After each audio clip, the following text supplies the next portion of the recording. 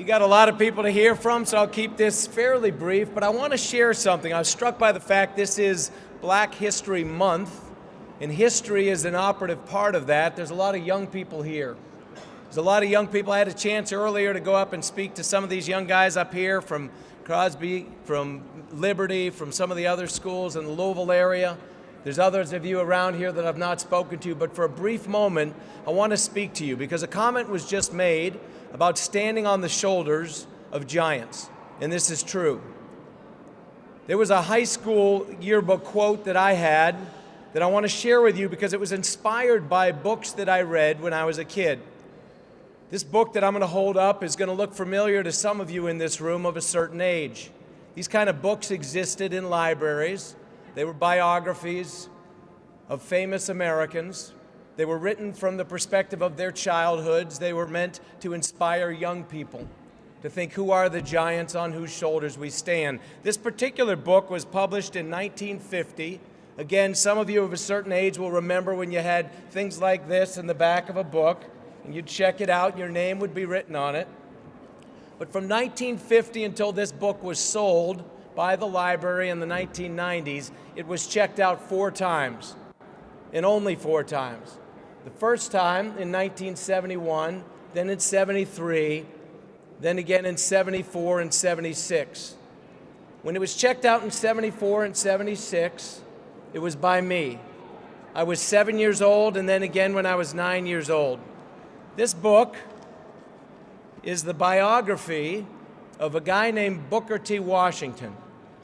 I was moved by his story because it was a story of remarkable triumph over incredible adversity. A guy who came from seemingly no opportunity and changed the trajectory of the world. He is one of the literal giants upon whose shoulders everyone in America stands, but especially so many in this room. It was this book and others like it that led me, in my high school yearbook quote, to quote the following from a poem by Henry Wadsworth Longfellow. And Henry Wadsworth Longfellow said, "Lives of all great men remind us we can make our lives sublime, and departing, leave behind us footsteps on the sands of time." And the reason I mention this, and I want you young people to think about this, whose footsteps are you following? You're going to hear from, and we've just recognized a whole lot of the political giants of this state that have preceded you and even those that are serving now.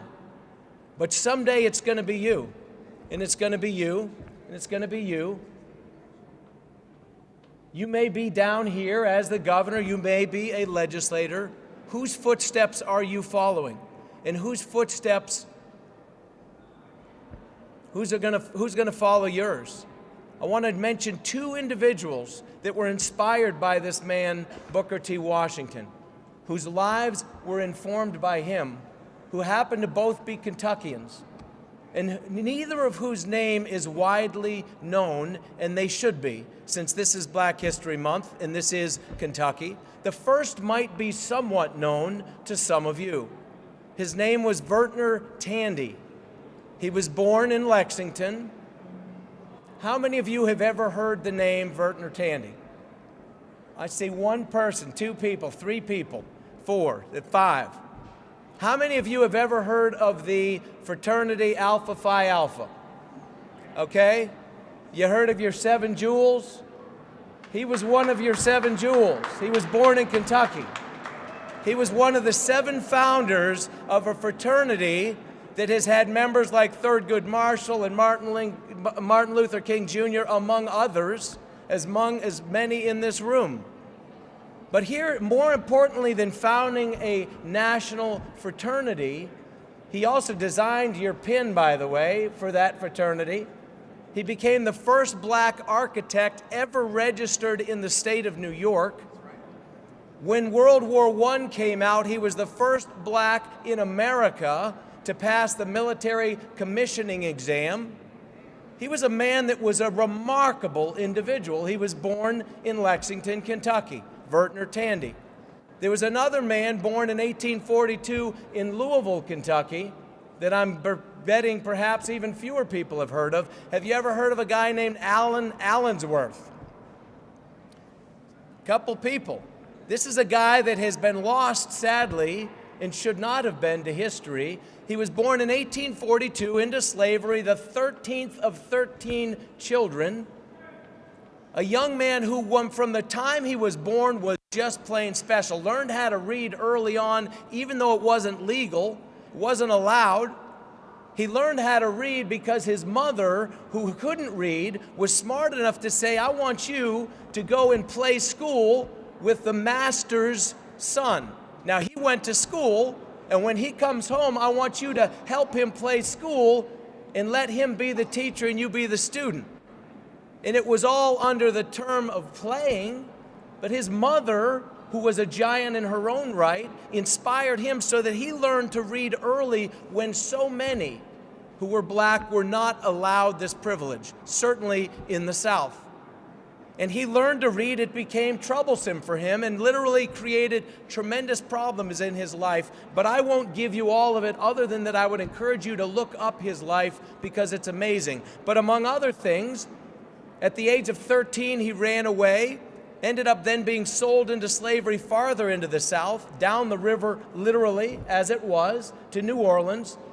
Ended up making his way back again, was a jockey, believe it or not, in Louisville, Kentucky, running races. But then he ran away, joined the U.S. Army, became an Army member for the Union during the Civil War, then joined the U.S. Navy at a later point, became the first black American to ever become a lieutenant colonel in the U.S. Army.